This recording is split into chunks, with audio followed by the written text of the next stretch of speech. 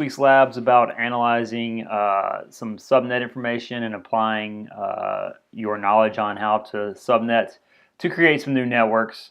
If we look at the lab sheet, there's some simulator files you need to download. You need to analyze each network and determine the subnet to be used for the new VLANs specified for each problem. And here are the requirements. You should allocate the new subnets in the order in which they're listed. So if we look at this example I've made up to show you how to do it, you don't skip around. This is the first new subnet you'll create. This is the second one. So the third one, that's the fourth one in order. Put the new subnet in the first open space it will fit within the existing or given subnet, and only skip space if necessary. So those are the requirements. How do you get the existing subnets? Well, you open the simulator file and you look at the router config and see what addresses are being used on there. So that's what we're going to do. A couple comments. When you're coming up with new subnets, you should put the network address as your subnet. It's possible some of you guys might be putting .1 or .65. Give me the first address in the network. Subnet is always the network address. So how do you solve such a problem? Well, the first thing we need to do is we need to figure out where the existing subnets start and end. So in this case, with this subnet with /23,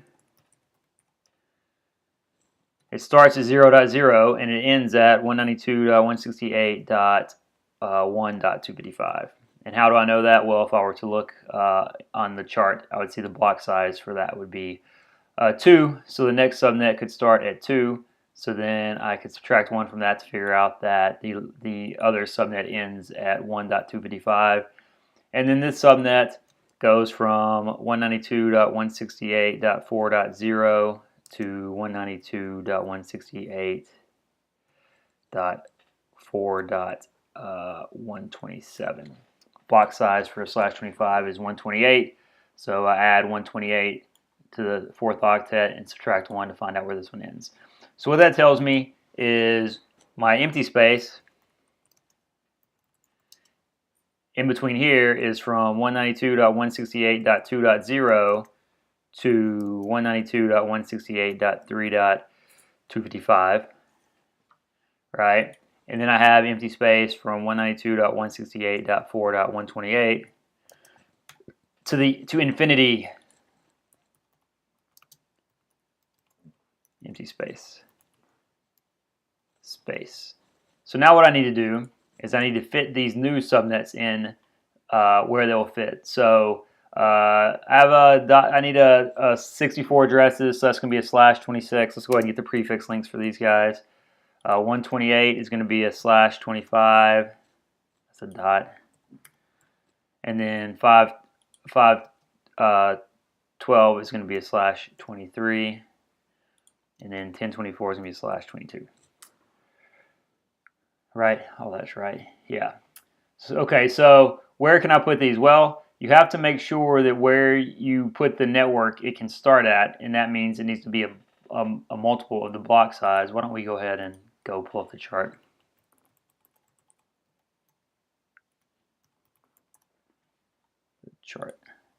So we look at the chart. The block size for 64 addresses is going to be 64, right?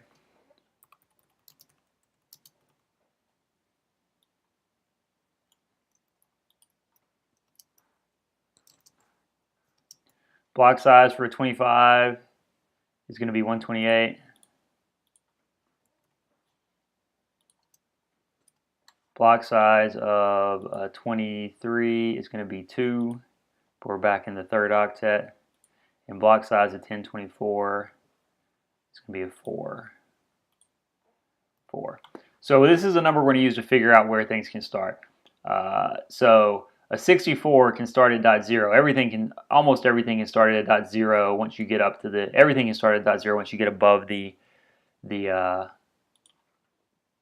third octet. So this subnet, the next subnet is going to be 192.168.2.0 / our prefix length is /26. 26. That's not where I want to put that. 26. And if we further analyze this network, we see that that's going to start at 192.168.2.0 and it's going to end at 192.168.2.63, right? We add the block size and subtract 1. So that makes our empty space now 2.64 to 3.255. So that one's done. So our strike through font. Yeah, I don't know. I would strike through if I could figure out how to strike through font, but I don't remember how to do that. So that one's done. Our next one, we need 128 addresses with a block size of 128. So we have this free space here that starts at .64, right? Can we put that? Can we put this address there? No, we can't. We need to start at 0 or 128. So because that's the block size. So 2.128 is where that one can start. Slash 25 I have for the block size. So that's going to start at 192.168.2.128. This is kind of redundant. And it's going to end at 192.168.2.255. Right? So that gives me empty space from 2.64 to 2.127. Right? And then that also is going to give me empty space from 192.168.3.0 up to 192.168.3.255. Right? So those two are done. The next one I need is 512 addresses. Right? The block size is 2, so I have this empty space here, 192.168.3.0.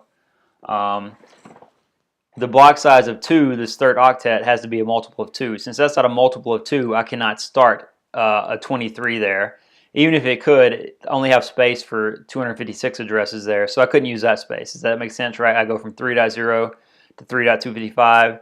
That's 256 addresses. I need 512, so I can't start it there, right? So the next block size of 2, where I could start it, in theory, I could start it at 4, but I'm already using 4, so I can't put it there. So I need to put it at 192.168.6.0. Right, that's going to be slash 23 because I already figured that out.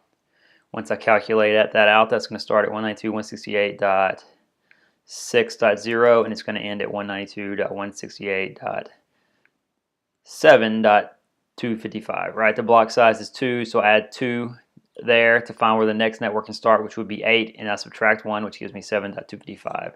So this makes my empty space go from 4.128 up to 5.255, 92.168.5.255. All right, and then I have empty space from 192.168.8.0 to infinity-ish. So now I need one that starts with 1024 address. One that has 1024 addresses. The block size is 4, which means this number has to be a multiple of 4 for that to be a legitimate place for it to start. 8 is a legitimate place for that to start because it is a multiple of 4. So we'll start the network there.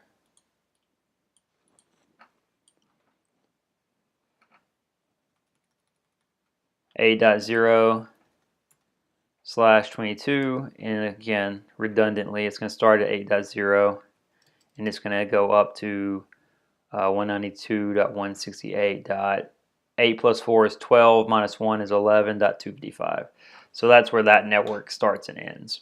So basically, to summarize how you solve these problems like this, you need to analyze your existing networks, find out where they start and end, and then based on the size of the new network and the empty space that's available, you need to fit these new networks into the empty space that's available. So that's how you solve these types of problems. The other type of problem we had was where I had some requirements of how you were to create some networks from a given subnet, right? So in this case, I said, hey, you're going to create VLAN 11 and 12 from 192.168.1.0. VLAN 11 should be 16 addresses, 14 usable. So 16 addresses is a /28. Let's go and put that on there, /28. 32 addresses is a /27, right? So basically, this is kind of like a mini type 2 problem. Size is that font, 24. A mini type 2 problem, right? VLAN 11 is going to be 192.168.1.0 because we start at the beginning /28, right? I don't necessarily ask for this, but it's sometimes helpful. And when I say sometimes, I mean almost always helpful to figure out where that network ends. 16 addresses, the block size is going to be 16 as well. So 0 plus 16 is 16, minus 1 is 15 to get the last address in the previous network. So that tells us where that network ends. So plan, spell check, VLAN. So right now I have, I could start the next network at .16 in theory, right?